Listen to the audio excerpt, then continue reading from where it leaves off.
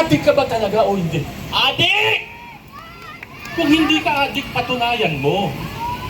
Independent, transparent, hair follicle drug test.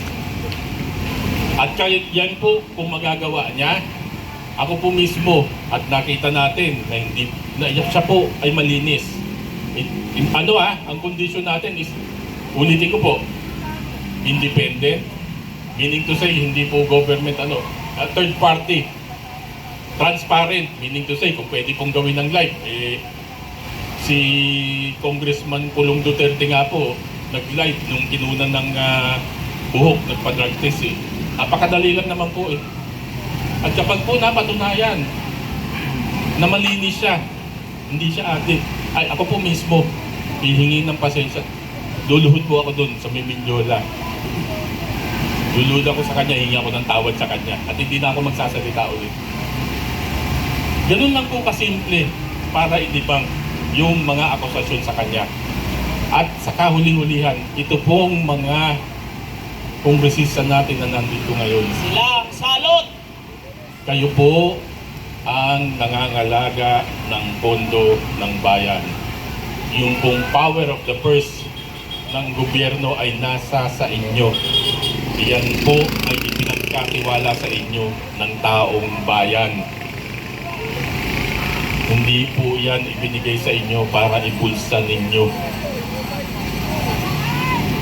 Ulitin ko po, ang pondo ng taong bayan ay ipinagkatiwala sa inyo dyan sa Kongreso.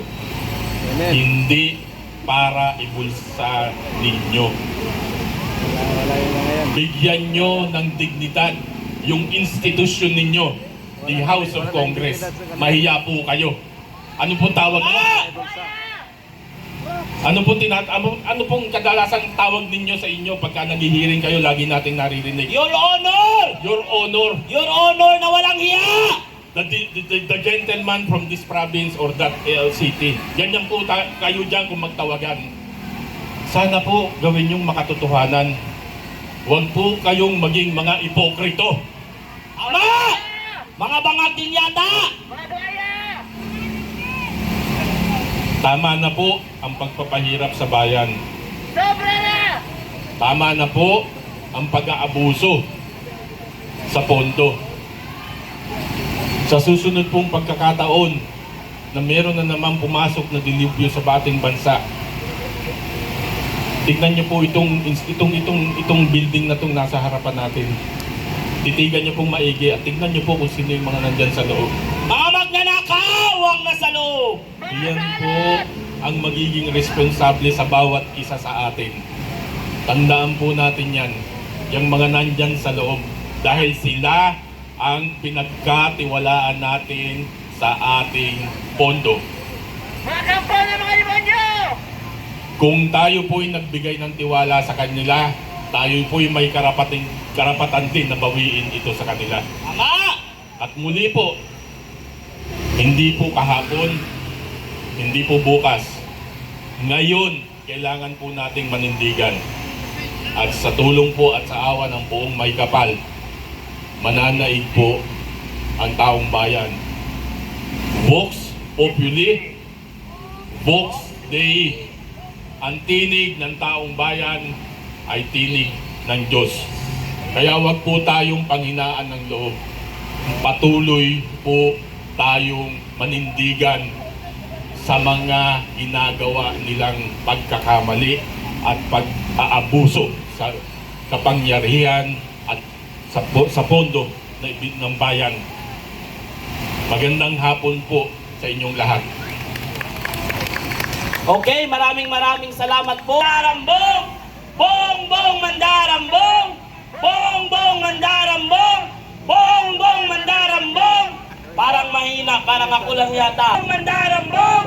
Bongbong Mandarambong! Okay, si retired Colonel Mitran. Hello! Hello, bayan! Hello! Kamusta kayo lahat? Hello! Narito na naman tayo sa Congress! Hoy, Congress! Dishonorable Congress! Kayong mga dishonorable congressman, lumabas kayo kung talagang para kayo sa bayan, harapin nyo kami. Kami ay sumisigaw sa harapan ninyo. At gisingin namin ang inyong puso dahil mga demonyo kayo. Tama! Demonyo ba sila?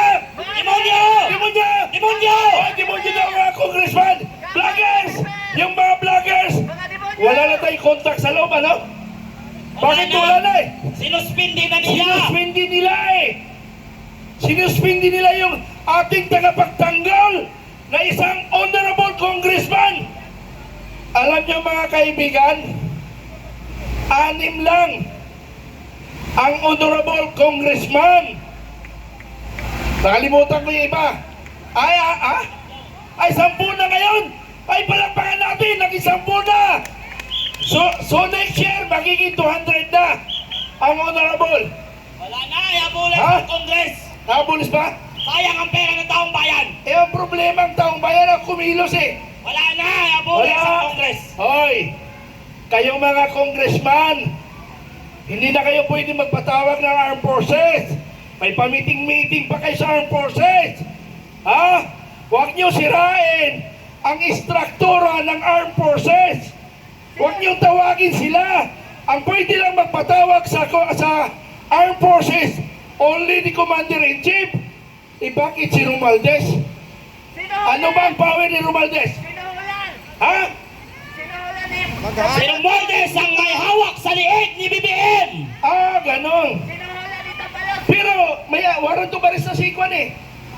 Si Romualdez at saka si Maniwala ka doon! mayroon eh. Mambubudo lang ang presidente! Oo nga, mabubuti. Gago ka, Pangulong Marcos! Gago ka! Bakit? Ginagago mo ang Pilipino eh! Totoo ba? Totoo ba ginagago ni Pangulong Marcos ang taong bayan? Totoo! Dahil, nandito na! Si Atty. Paras at saka si aking may buddy! Si Kairek, nandito na! Yan ang papalit sa akin mamaya. Okay, nandito na. Lumalakas tayo ngayon. Ha? Lumalakas tayo.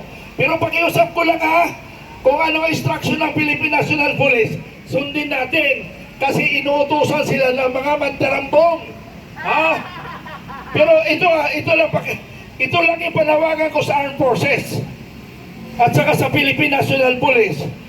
Tayong mga commander, mayroon tayong tinatawag na discretion of the commander. Mayroon tayong decision bilang isang commander na hindi susunod kung unlawful order, illegal order. Makinig kayo, PNP, EFP! Lagi na lang kayo sunod na sunod eh. Sabi nyo sa taong bayan kayo. Ha? Kasi nga, kaya nga gusto ko, pagpasok ko kanina sa Aguinaldo, gusto ko yung protect. Binasa ko yung protect the Filipino people Protect! and state. Ang problema, nawala na yung protect. Pati people, nawala na rin. Protect the bangag of the Oo, president! protect din. Pakiusap ko lang ang forces. Sabi nga ni Joseph Astra, sana mauntok ang EFP. Ay, ang inyong mandato, protektahan nyo ang taong bayan.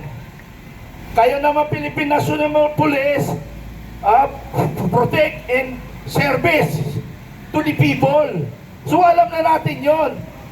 Basta walang violation kaming ginagawa, hayaan nyo lang kami. Kasi kami ay naghahayag lang ng damdamin sa mga gobyerno nandyan ngayon. Alam nyo sa totoo lang, nagmula ako kay Marcos Sr. Ako po ay Marcos loyalist. Pero bumitaw ako dahil alam ko niloloko ang taong bayan. Tama! Niloloko yung taong bayan. 6 million na yung tulong ko kaya kay Marcos sa eleksyon.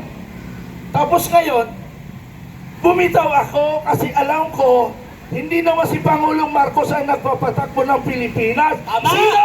Si First Lady! Ay, First Lady! Mabuti na lang, hindi ako Andres eh. Pag ako Andres Bisaya, si Kong Mike.